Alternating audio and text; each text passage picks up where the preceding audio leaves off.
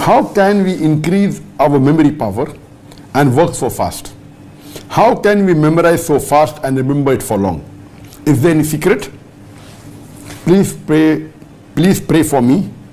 Please pray for me to Allah that He gives more patience and increase my power. May Allah subhanahu wa ta'ala give you more sabr and increase your power, increase your memory. Now coming to your question, that how can we increase our memory power? How can we increase our memory power and work so fast? How can we memorize so fast and remember it for long? Is there any secret? Please pray for me. Please pray for me to Allah that He gives more patience and increase my power. May Allah subhanahu wa ta'ala give you more sabr and increase your power, increase your memory. Now coming to your question, that how can we increase our memory power? How can you memorize so fast? And how do you memorize for so long? Normally, there are various techniques that you find in courses for memory. And if you Google, and there are many courses of how you can increase the memory, there are courses like mapping and different techniques of memory. But I personally feel that the best way to memorize is the help of Allah subhanahu wa ta'ala. And there are 3 points which I always mention in my Dawah training program or for success in any matters. Number 1 is the help of Allah. Allah says in Surah Imran chapter 3 verse 160, if Allah helps you, then none can overcome you. If Allah forsakes you, who is there then who can help you? So let the believers put their trust in Allah subhanahu wa ta'ala. So number 1 is help of Allah. Trust in Allah, believe in Him, have faith in Him. His help is number 1 for your success. Without His help, you cannot get success.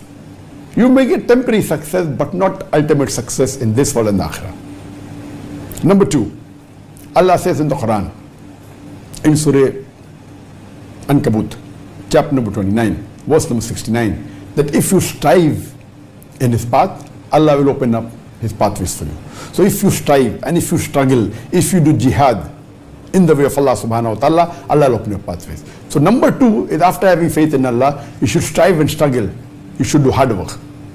And number 3 is Allah says in Surah Nahl, chapter 16 verse 43, and Surah Anbiya chapter number 21 verse number 7, Fas'alu ahli zikri in kuntum la ta'lamun. If you don't know, ask the person who's knowledgeable. The last is the technique. So number 1 for memory of any success is ask for Allah's help. See that your niyyah is very pure. See that you're doing it for sake of Allah and only to gain the pleasure of Allah. Number 2, strive and struggle. And number 3 is the technique. As far as the memory is concerned, there are different types of memory. There is something like a temporary memory, something like an immediate memory, and something which is memory of the past, something which is a permanent memory. So normally when you memorize, whether you're memorizing the Qur'an or whether you're memorizing a lecture or whether you're memorizing any matter, hard work is important. And depending upon Allah's help, some people may read it once, they may have a photogenic memory and it goes in their memory for long. You know, for example, Imam Bukhari, mashallah, Allah had given him a photogenic memory. His memory was phenomenal. He didn't have to work hard like us. That was Allah's help. So if you have that level of help of Allah, then that is ultimate. But naturally the iman was high and the help of Allah also was high. But generally everyone should seek Allah's help, number 1. Number 2, strive and struggle. So what you have to do when you memorize, of course, you have to repeat that multiple times.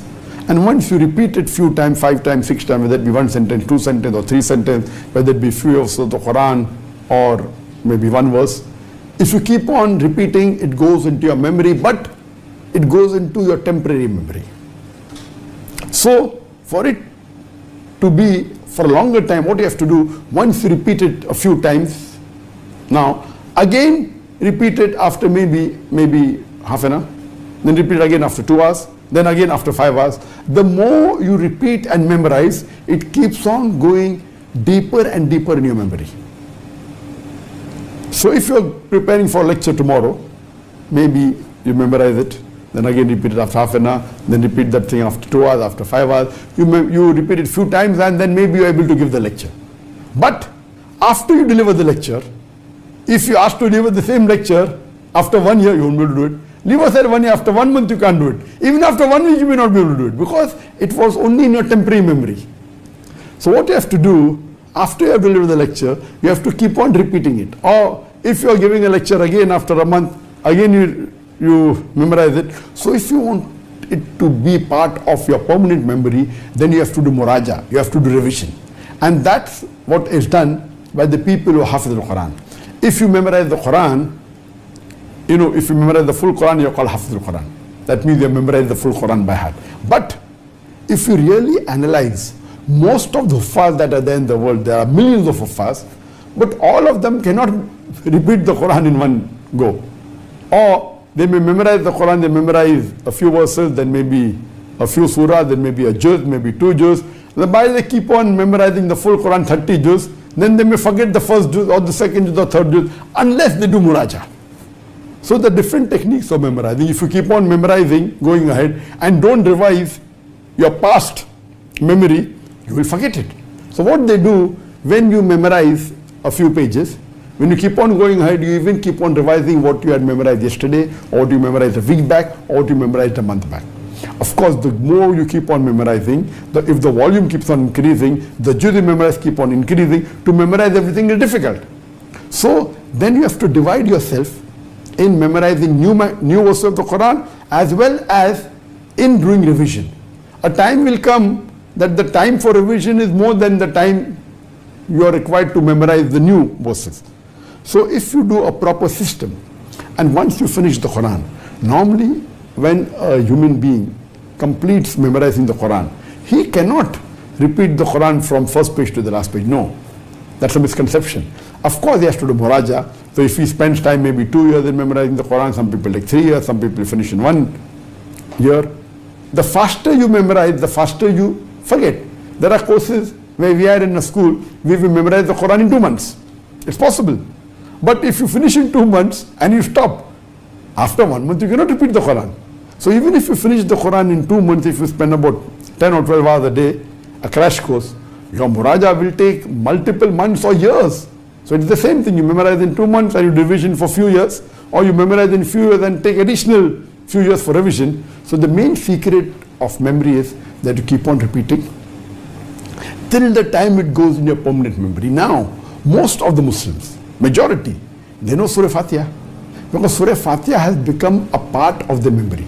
Because Muslims are supposed to pray 5 times a day, and if you pray 5 times a day, you have to read minimum 17 rakha, or with a 20 rakha.